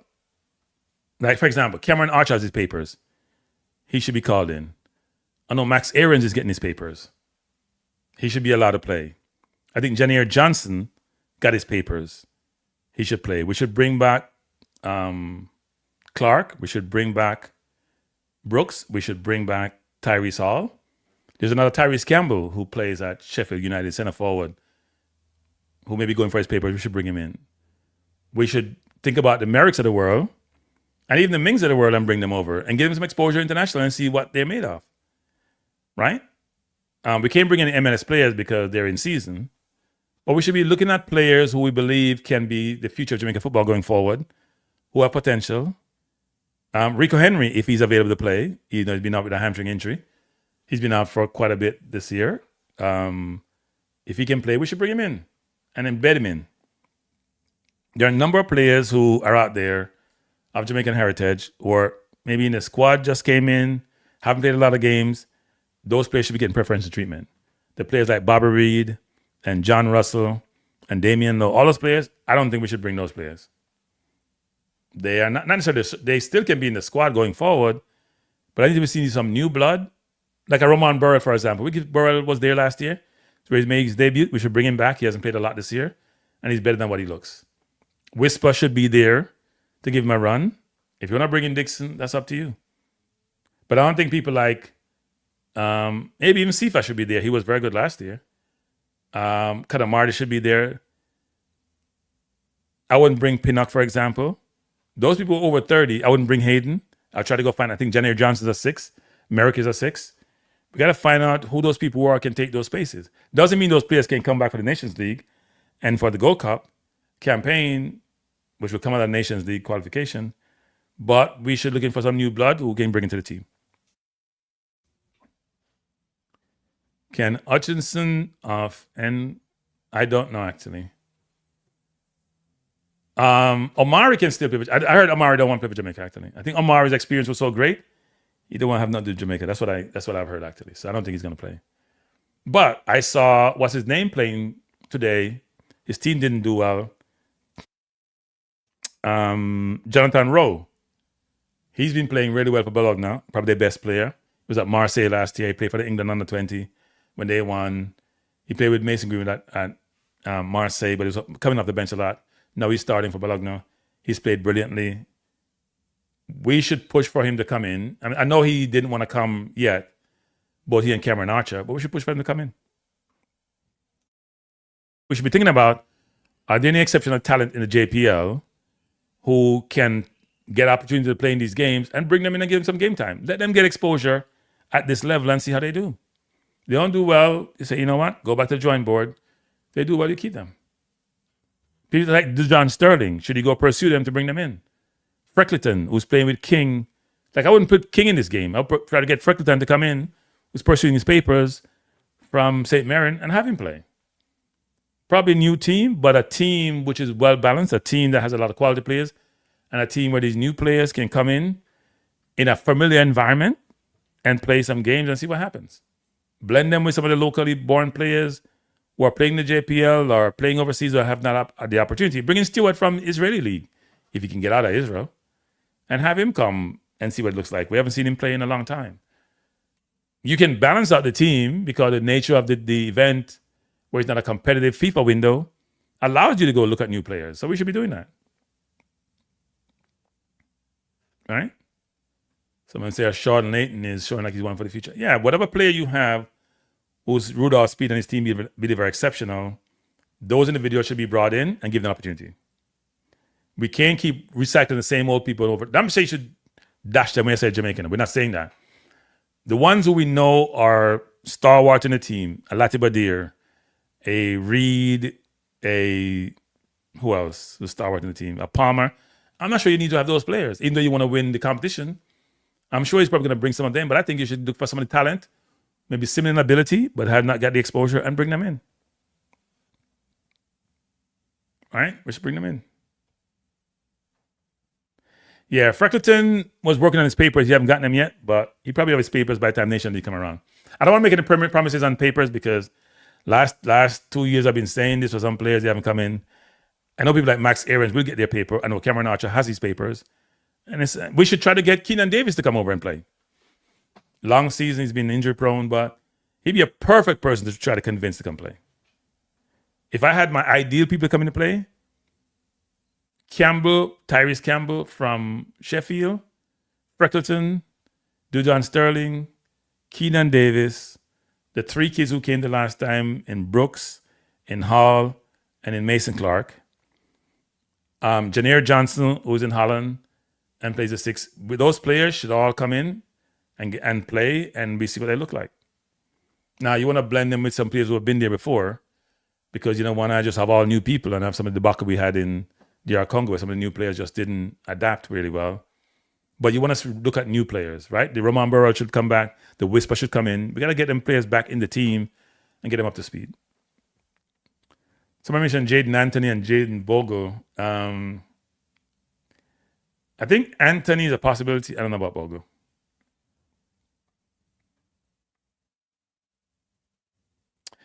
Yeah, but I think it has certain requirements, Dwight, more than you would expect for a friendly. It has certain requirements. But you're right, it's not captaining them. But there are certain requirements of eligibility for this tournament. Because normally in these tournaments, you can play people who might not even be citizens, but they're aspiring to be and they're working on their papers. I think here you have to, I think what I heard, you have to pledge allegiance to the country that you're going to represent. Not necessarily change allegiance, but pledge allegiance and sign something saying that. So that's why some kids don't want to sign, actually. They're like, I don't want to do that. I know that happened last year. One of these players who don't play for Jamaica, and it was a big issue, actually. So Johnson looked more ready than Hall. I thought Hall did okay when he came in against DR Congo. He didn't go forward a lot. I think he was trying to play safe and not make a mistake.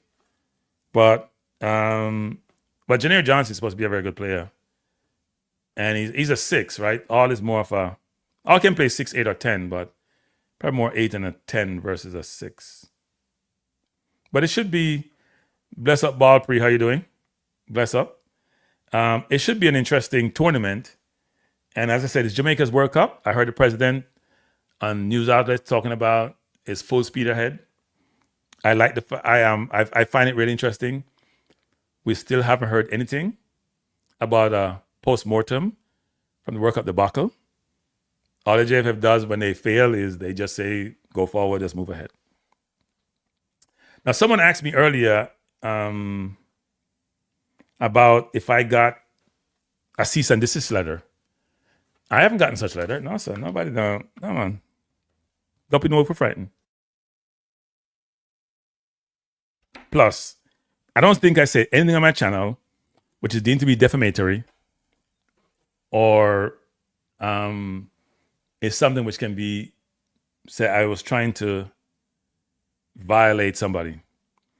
Right? They may take it that way, but I don't say anything that is I'm trying to defame someone or libel us. What I talk about may be an opinion or an opinion that is informed by facts. Right? You never hear me call anybody corrupt on my channel. I don't use the word corrupt unless I have empirical evidence to substantiate that something is corrupt. And corruption doesn't necessarily mean that somebody stole money, but that's the context it's used in a lot of cases. So that's why I don't use the word corrupt. I stay away from it. If I say somebody's conflicted, go check. If you understand what conflict entails.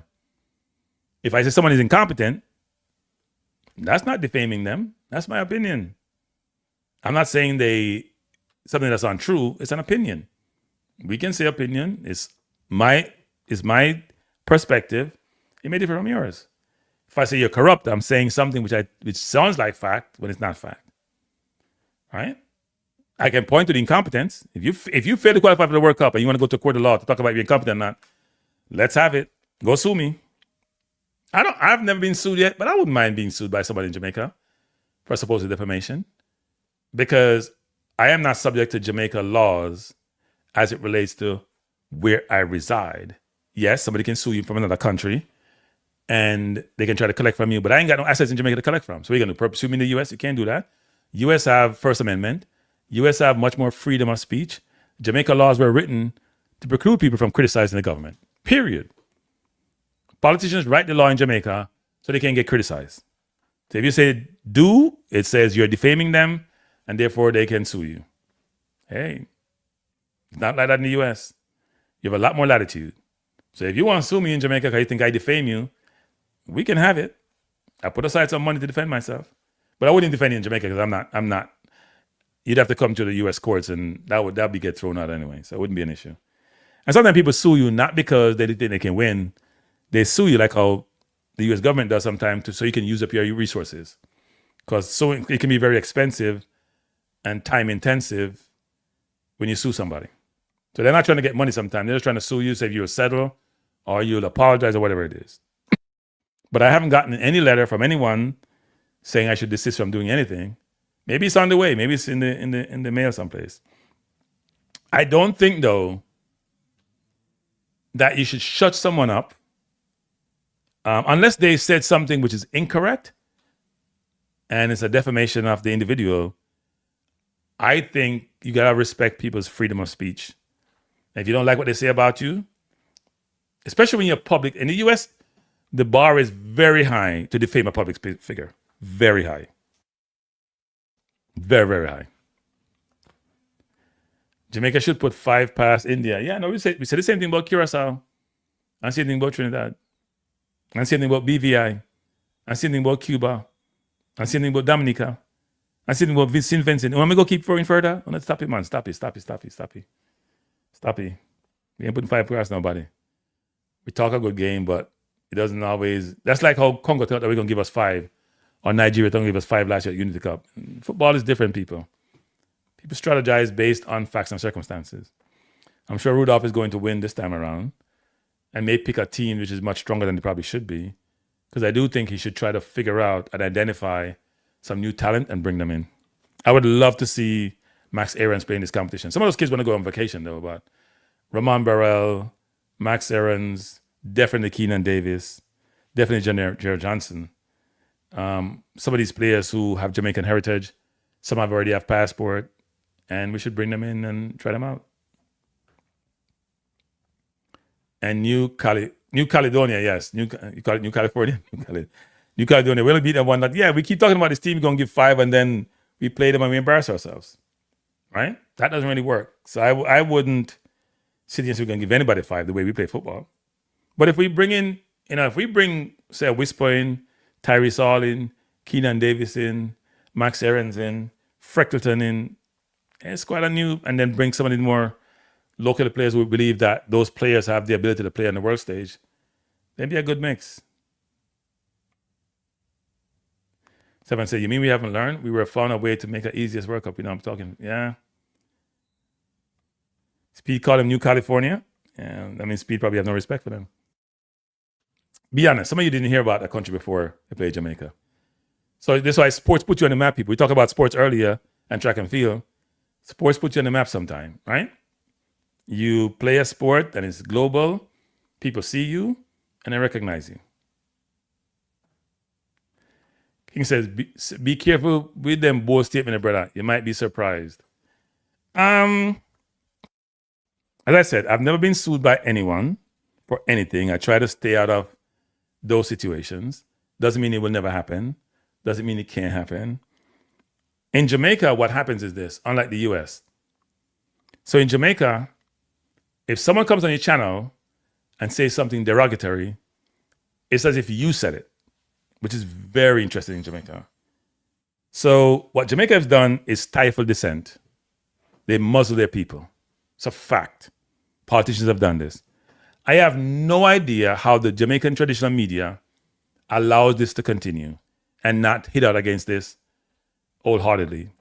The politicians on both sides of the aisles are the one who want to be protected because they know they do a lot of crap they shouldn't do, right? They know they do a lot of crap they shouldn't do. They want to be protected, so they write laws which preclude anyone from criticizing them. So you have to walk on eggshells. That's not democracy. That's censorship. Censorship.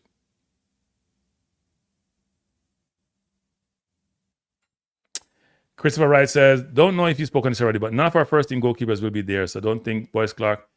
No, we could bring goalkeeper. Wouldn't Chambers be there, or what's the other kid from Mount Pleasant? They should be there, right? I would assume that they could bring, what's his name from, who was that Manu at one point? He was in the 50. He didn't get called. Adai, and maybe Boyce Clark. And so yeah, they will have opportunities. They'll have a chance to add some players there.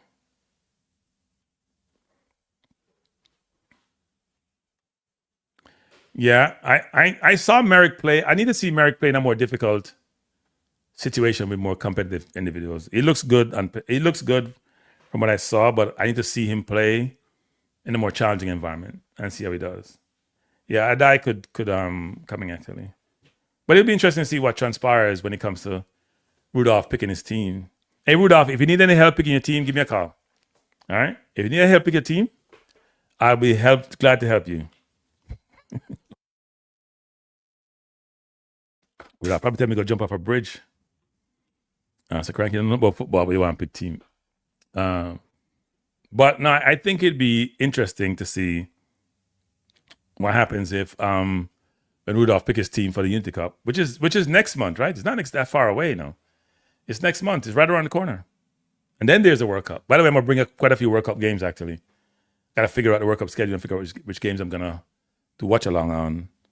Because I ain't a Jamaica game. Can you imagine people? You know, if you're a YouTuber, you know how much people got affected by this? If you're a YouTuber like me, and Jamaica's at the World Cup, you're printing viewership in the people. You get viewership from everywhere, you know. We're looking forward to growing our channels exponentially with the World Cup coming.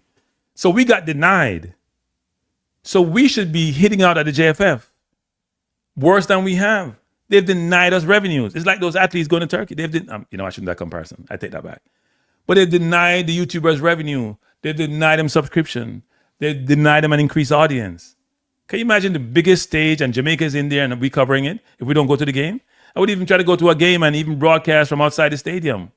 Can you imagine the viewership we would get? The JFF has denied us YouTubers so sad. So sad. But it's life. We'll have to move on and grow very slowly like I've been doing. Jordan says, Cranky, we're supposed to get 2 friendly in June, Argentina and Brazil. What, the women's team? Must be the women's team. But first of all, we should take no friendly from Argentina and Brazil. We are now ranked, 71st? Or whatever the number is. We're going further and further down. That FIFA ranking make no sense to me. We struggled with team rank 150. We have a team like Curacao was ranked over 100 when we played them. And they still beat us. We have failed miserably. It's so frustrating. Nigel said, this is a cruel lack on the athletes. Athletes need to be modernized. Yeah. As I said, I'm on the fence on this one, Nitro. So I can't say, I'm not taking sides on the athletes one. I understand it from both sides. I empathize with the athletes. I sympathize with the athletes. But I understand why the federation want to maintain their athletes. And I think the world is unfair where big countries with money can just take talent. Whether it's athletics or not, just take talent. It's just not fair. And the people who support this talent would not have to change about who they support because some country can just take your athletes. That's not fair. It's not fair. But anyway, people, I'm going to close the program down. I've been here for over 2 hours. I promise I wouldn't do more than 2-hour shows.